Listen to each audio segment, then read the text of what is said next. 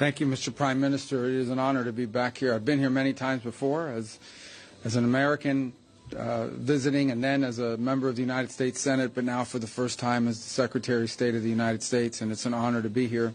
And it's an honor to serve in this role on behalf of President Donald Trump, who, as you've accurately stated, Mr. Prime Minister, is a tremendous friend of Israel. There's been no stronger ally for Israel in the White House than President Trump. He's also a man that speaks clearly and unambiguously and makes clear his views on issues. The first he's made clear is, and as you've pointed out, and the hostages need to come home, they need to be released, and you work in very close coordination with him. He's working in very close coordination, but with the Prime Minister and his government, and ensuring that that happens. That must happen. It's not optional. And would add that that's a goal we share in common, and that is something we work on very closely together. The President's also been very bold about his view of what the future for Gaza should be. Not the same tired ideas of the past, but something that's bold and something that, frankly, took courage and vision in order to outline. And it may have shocked and surprised many. But what cannot continue is the same cycle where we repeat over and over again and wind up in the exact same place. Related to that, the President's been very clear. Hamas cannot continue as a military or government force. And frankly, as long as it stands as a force that can govern, or as a force that can administer, or as a force that can threaten by use of violence, peace becomes impossible. They must be eliminated. It must be eradicated. On the broader issues that we discussed as well is the questions in Syria. And while the fall of Assad is certainly promising and important, if Syria replacing one destabilizing force for another is not a positive development. And that is something that we will watch very carefully as we seek to craft our own strategy with regards to how to approach the events in Syria. In the case of Lebanon, our goals are aligned and the same. A strong Lebanese state that can take on and disarm Hezbollah.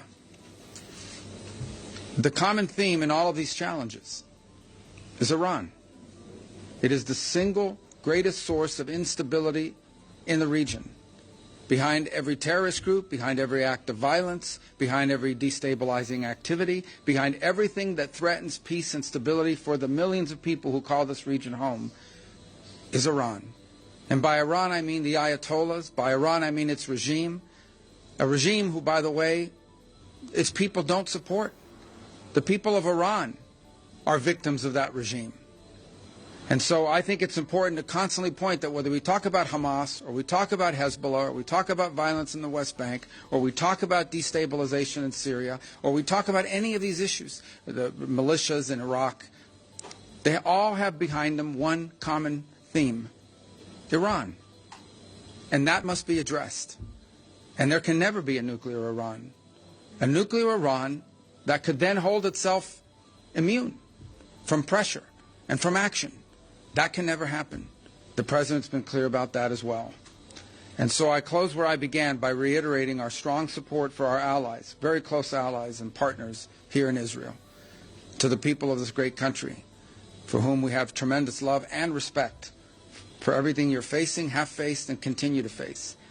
It is an extraordinary story of bravery. A nation founded in the ashes and in the aftermath of a horrifying crime against humanity, stood from its very inception, from the very day of its birth, against threats from every angle and every corner, and has served as an example to the world of a pluralistic society, a free enterprise democracy, and one that if there were more Israels in the Middle East, more countries like that, the world would be a safer and a better place. And this is what we hope for the region and for our planet. A nation that's always sought peace, but will not allow itself to be intimidated or destroyed by its enemies. And on that front, you can always count on us, as long as I'm in this position and President Trump is in the White House. So thank you. Thank you.